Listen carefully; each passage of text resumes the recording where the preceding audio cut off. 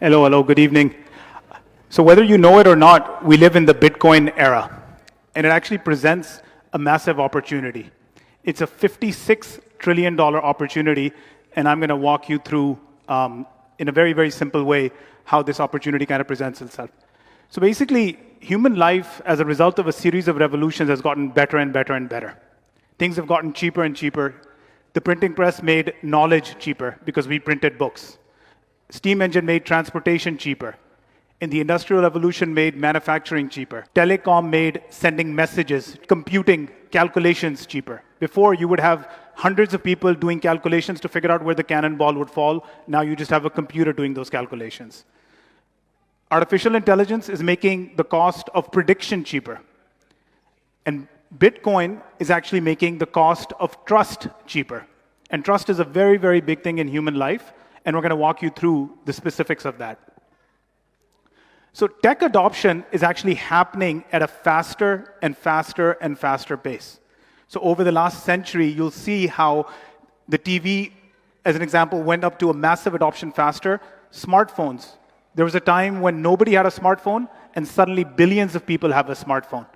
And guess what? We're right at the beginning of the Bitcoin era. So we're very, very early. People get confused. It's $40,000. How could we be early?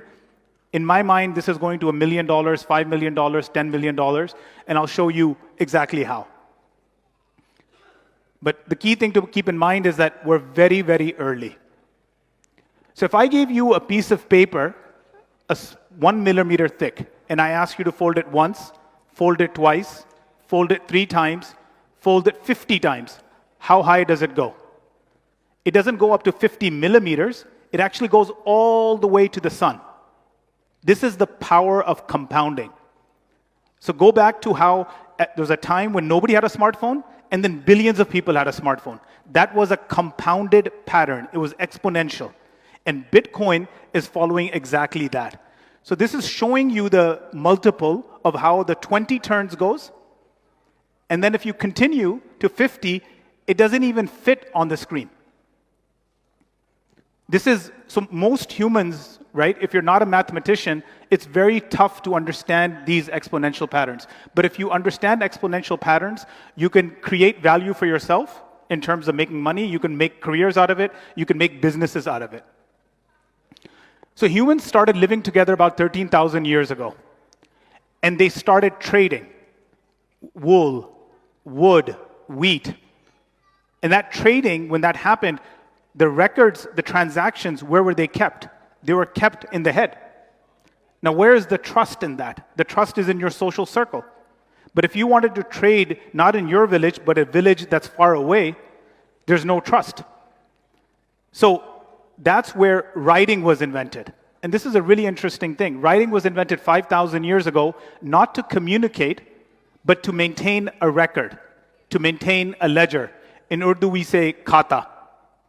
That's why writing was invented. And from here, 2,500 years ago, gold coins were invented.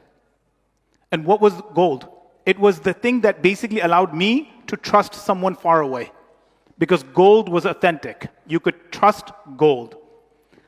So then after that, 1,200 years ago, paper currency was invented. And paper currency was backed by gold or silver or a commodity. And from here, you had the Medicis. The Medicis were an Italian family that invented banking.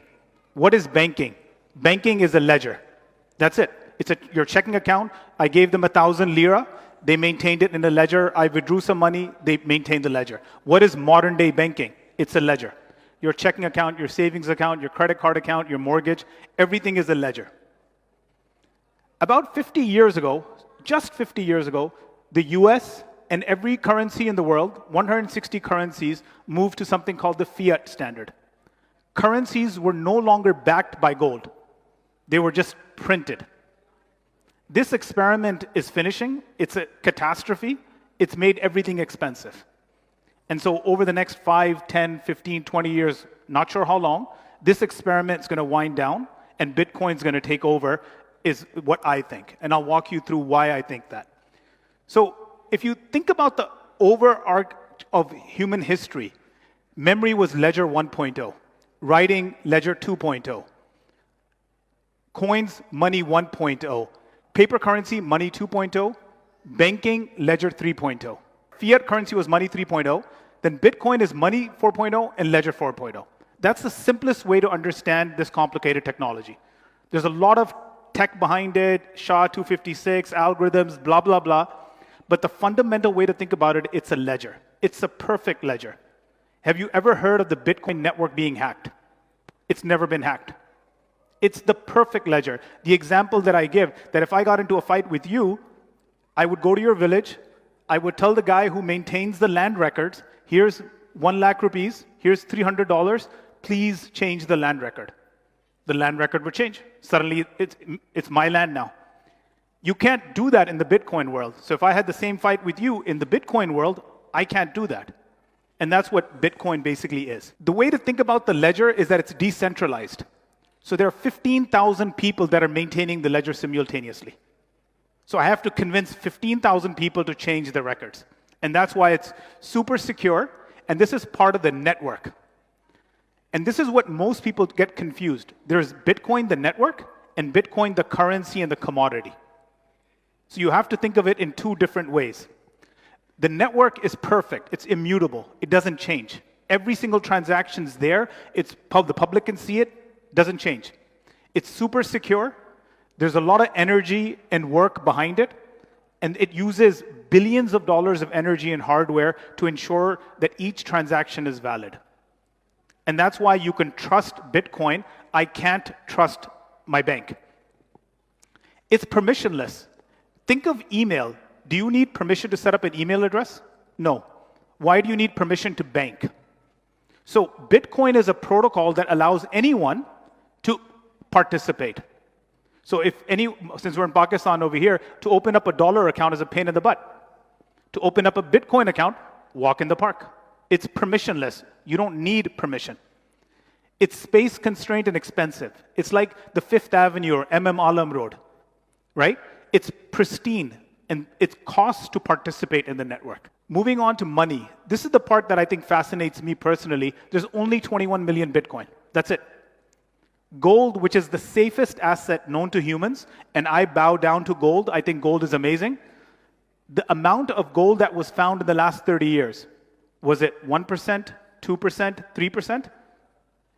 50% new gold was mined in the last 30 years. So the most conservative asset known to humans, gold, the supply is increasing. Bitcoin, 21 million 10 years ago, Bitcoin, 21 million today, 21 million 10 years from now, 21 million forever. And you can trust it because it's technologically coded into the system, that it's only going to be 21 million. It's deflationary, and I'll walk you through that, what that means. It's a store of value. The next time when people say, what's its use? It stores value. And I'll walk you through some graphics around that also. It's a medium of exchange. It's portable. If I wanted to take $1 million worth of gold through the Lahore airport, impossible. I can take Bitcoin. I can take $1 million, $1 billion. Nobody can stop me. I can put words in my head that are the key to my Bitcoin. It's traceable, and that's why terrorists don't use it. The next time you hear people talk about terrorists using this for bad activity, it's fully traceable. It's transparent. Everyone can see every record. So nobody uses it for bad activity because everyone can see it. It's super divisible. This is another thing that most people think that, oh, I don't have $40,000. How do I buy a Bitcoin? You can buy 1,000 rupees worth of Bitcoin. You can buy 2,000 rupees of Bitcoin. You can buy whatever amount of Bitcoin you want. So don't think about that in a bad way. Self-custody. If I wanted to custody my money, right, it's very hard because of the amount of money. If I wanted to custody gold, it's hard. But Bitcoin, I can custody myself. In my phone, words in my head, boom. Very easy. And Bitcoin is an amazing company. Bitcoin's overall value is $800 billion. A lot of people that hear about Bitcoin the first time or are new to Bitcoin think about, typically a man with thick glasses coding behind a computer. It's a geeky little project in some corner of the world, right? $800 billion, and it's in some really, really good company. It's right up there with Tesla, Apple, Aramco, Microsoft. That's how big Bitcoin is. And it's, by the way, 10 years ago, it was nothing. And it went like this. So it's going to easily eclipse gold, that 13.6 trillion, over the next 5 or 10 years at the pace that it's going. The Bitcoin price has gone up 112% annually over the last 10 years. Think about that. Every year, it's gone up by 112%. Not cumulatively, every year. Remember when I told you about compounding and that piece of paper going to the moon? This is what this is. It's literally scaling like nothing else that we've ever seen before.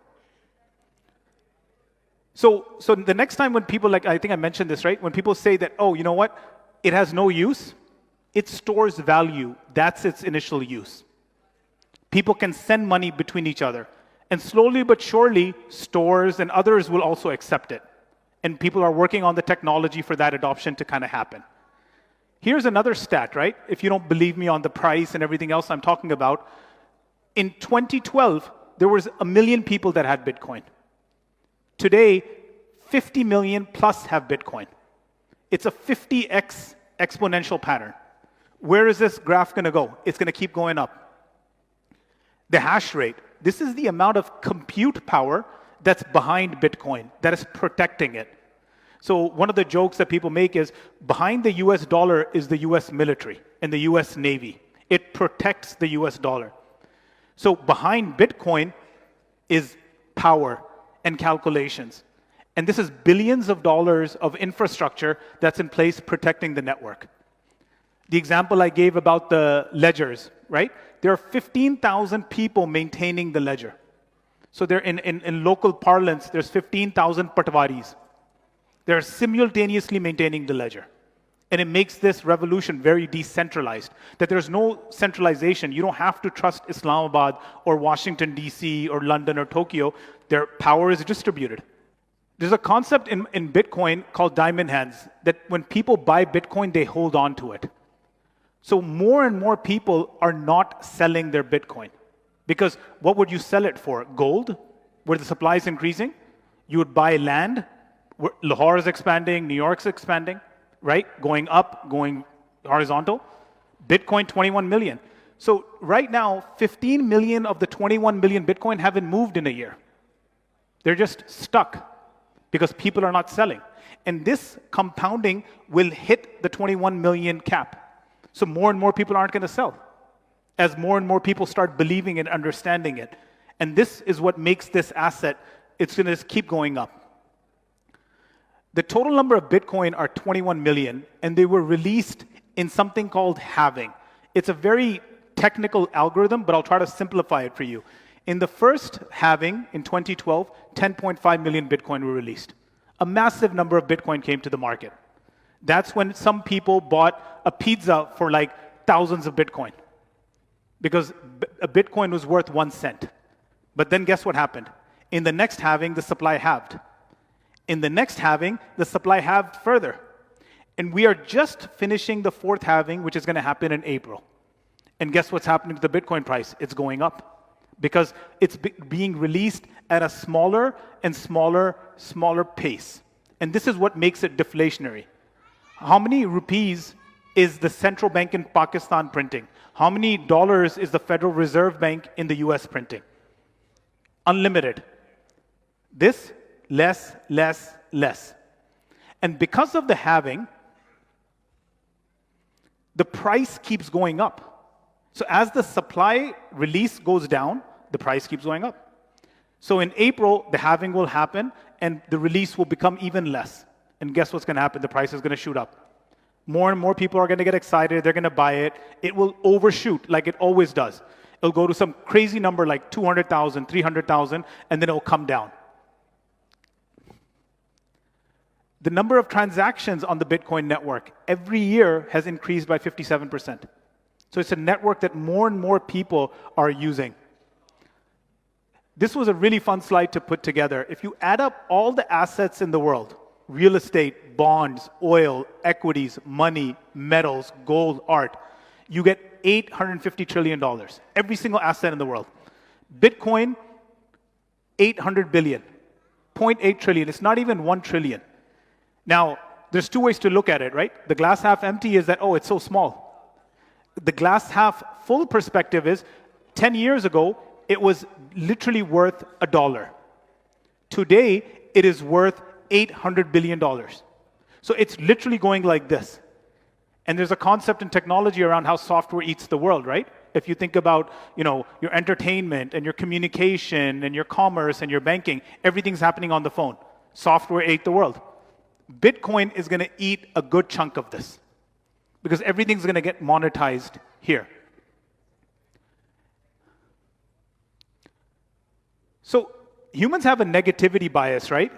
If I have a relationship with one of you for 20 years, and there's something bad I did last weekend, you're going to remember that bad thing versus the 20 years of good times. So every time people think about Bitcoin, they're like, oh, it crashed. But think about how much up it went and remained up. In the first halving, the actual return after the drop was 7,000%. In the second halving, the return was 1,800%. In the third halving, it was 361%, cut short by COVID and a few other issues. Right now, we're in this other halving right now. So don't think about, oh my God, it went from $65,000 to $16,000. Sure, it did, but it's back from $16,000 to $42,000. Train your mind to think about the positive, right? Look how much it's increased.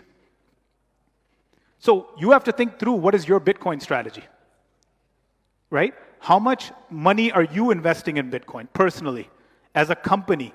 Can you build products around it? People who are in real estate are using Bitcoin on their balance sheet. Software companies in the US are putting Bitcoin on their balance sheet. Countries are buying Bitcoin because it's a scarce asset, right? So what is your Bitcoin strategy? So where did the $56 trillion number come from? So if you think about the Pakistani rupee, right, it's a really, really bad currency. There are currencies that were bad, but maybe not as bad as us, like the Egyptian pound, 61% inflation. Then you had the Nigerian naira, 69% inflation. And Pakistan's next. We're at 83%. But there are countries that are worse than us, such as Turkey, Lebanon, Argentinian peso. So these are all the currencies that suck in the world, and we're right in the middle of that. With everything that's happening, Bitcoin is a great alternative. I moved to the US in 1997. A Big Mac meal used to cost $3. A Big Mac meal today costs $12. $3, $12. So in my world, we joke, right? The US dollar is a shit coin because it's losing value, right?